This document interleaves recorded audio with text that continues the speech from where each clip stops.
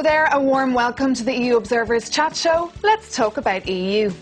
With me today to discuss the concept of the protection of a work-free Sunday is Mrs. Hilda Figueiredo from the European United Left Group in the Parliament, Mr. Nert Diva from the European Conservatives and Reformists Group, Mrs. Antigini Papadopoulou from the group of the Progressive Alliance of Socialists and Democrats, and Mrs. Nadja Hirsch from ALDE. Thank you very much for joining me here, and thank you very much for watching. So without further ado, let's talk about EU. So in the EU's original Working Time Directive, Sunday should be a weekly day of rest for European workers. However, the European Court of Justice rejected the idea, finding insufficient reasons to link a work-free Sunday to the protection of workers' health. With the Lisbon Treaty in place, the topic has been brought up once again in the European Parliament, so I'd like to hear what our MEPs have to say on the matter. Mr. Hirsch, what about yourself? Does your religion allow you to work on Sundays? Yes, I'm a Catholic, but that's not the point. I don't think this matter has anything to do with the EU. The EU is trying to legislate for everything, from when I can blow my nose to when I can comb my hair. I think this is absurd. The EU should only do things which are of a common interest to the common market. And what about you? Do you agree? Wait a minute. What I want to say quickly is that this has nothing to do with the EU. It should be left to the member states to decide. And it's nothing even to do with member states. It's up to individual conscience. As a Catholic, I think Sunday is a very special day. But there may be people who don't believe in religion, and you don't force them not to work. Absolutely. And what about you? You're a Greek Orthodox religion. Yes, I am Greek Orthodox. I think that there is a tradition for Sunday to be a work-free day up to now. It is an essential pillar of the European social model and part of the European cultural heritage up to now. And that's why the European People's Party are holding a conference this week in the European Parliament. Yes. Mrs. Figueiredo, you will be actually participating in the conference. Yes, because I think it's very important, the work-free Sunday, because the family is one opportunity to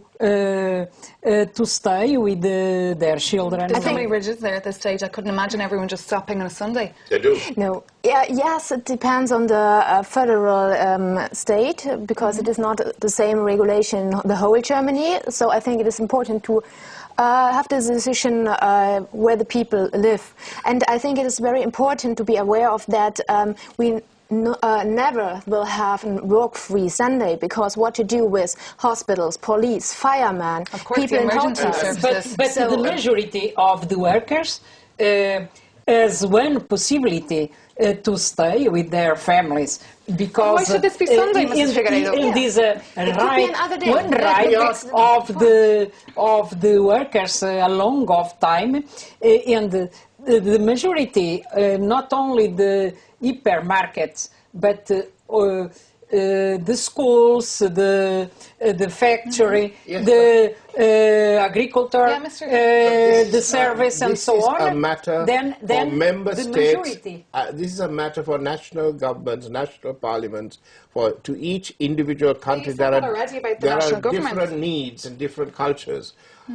Is India not working on Sunday? Is China not working on Sunday? We are competing in a global marketplace, and we go to sleep. And they're outbidding us, outsmarting us. This is why I think there should be an extensive dialogue to listen to the opinions of the states, to listen to the opinions of the people involved in the civil society, because traditions vary, also religions. Personally, I have the impression that there has been a tradition for a work-free Sunday. It is the time for the families to be together, to reconcile family and work life, to have some free time to spend with your children, with various people with disabilities and everything. But I believe that if it is going to be Sunday or Tuesday or Monday, it's up to the people to find the best compromise. Personally, I prefer Sunday, because that was the tradition. And not only that, but the European institutions, since their establishment, have always had Saturday and Sunday as a free working day. 30 million, there are 30 million 30 million. I'm a Catholic, but 30 million Muslims in Europe. You're going to stop them working on a Sunday and not make them work on a Friday? Yeah. It depends on different countries and their needs.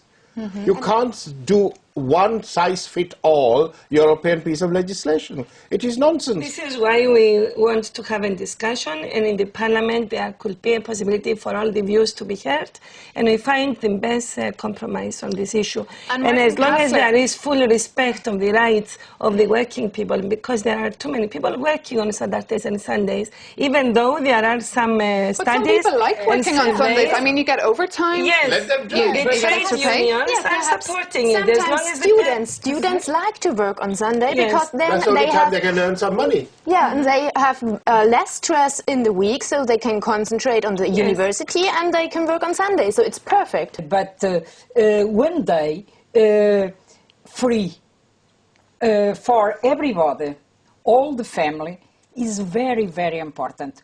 It won't work like that. Yes, because we need the reconciliation of you can't force people the family, by legislation to behave in a certain way. You people are free, they are born free, they will choose to do what they want to do. And here we are, poised on the threshold of bankruptcy in the EU, with countries in economic decline, competing against countries like China and India, working 24 hours a day, 7 days a week. But we are not trying to prevent people working. So this fond idea that mommy and daddy are going to sit with and have lunch with mother and all the children is not applicable in that situation, is it? But certain people are fighting for that, like Martin Kasser from the EPP party. He's just launched a petition at the moment, if anyone out there would like to sign it.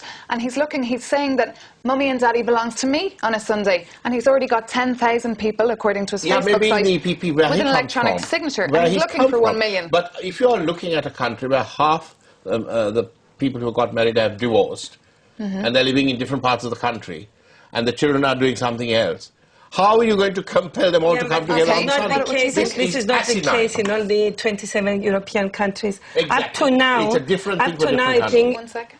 Yes, with due respect, I think that up to now, Sunday has been a very good way to reconcile family and work. I think it is not necessary to have an EU legislation. It should be regulated on the member states because of the different situations. Do you think the European People's Party conference today is a waste of time? They're holding a conference on work free. I think it is very important to have one day in the family to come together, but it has not to be the Sunday. So I think you should look when there are two people say, okay, we want to meet us on Monday. It's okay, I think. So we have not to forbid them to meet on Monday, but to say you have to meet on Sunday. Mrs. Figueiredo, you're on your own here. It's in the Bible. It's in the seventh day, take a day of rest.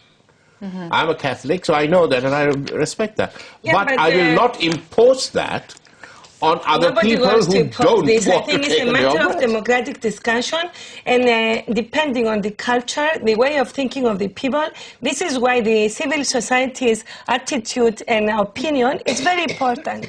And that's it. And I'm afraid that we've actually come to the end of our show for today. So I want to thank very much my guests for coming with me today.